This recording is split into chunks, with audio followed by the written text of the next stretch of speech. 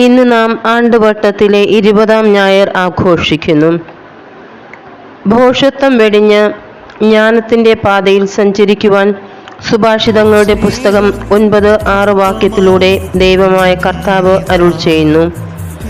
വിവേകികളെ പോലെ ജീവിക്കുവാൻ ശ്രമിക്കണമെന്ന് വിശുദ്ധ പൗലോസ് അപ്പോസ്തലനും നമ്മെ ഓർമ്മിപ്പിക്കുന്നു. ജീവന്റെ അപ്പമായ തന്നെ ഭക്ഷിക്കുവാൻ വിശുദ്ധ യോഹന്നാൻ 6:51 ക്രിസ്തുവും നമ്മെ വിളിക്കുന്നു.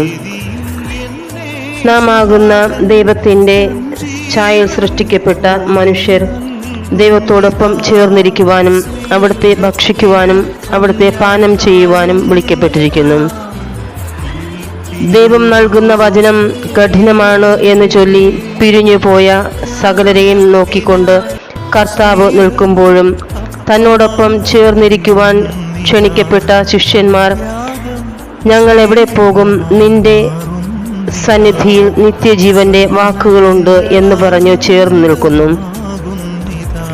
ദൈവം നൽകുന്ന അവസരങ്ങൾ, ദൈവത്തിൻ്റെ ഭക്ഷണവും പാനീയവും ഒക്കെ നാം ഉൾക്കൊണ്ട് ദൈവമായ ക്രിസ്തുവിൽ ഒന്നായി ചേരുന്ന അവസരങ്ങൾ ലഭിക്കുമ്പോൾ അത് നഷ്ടപ്പെടുത്താതിരിക്കുവാൻ ശ്രമിക്കാം.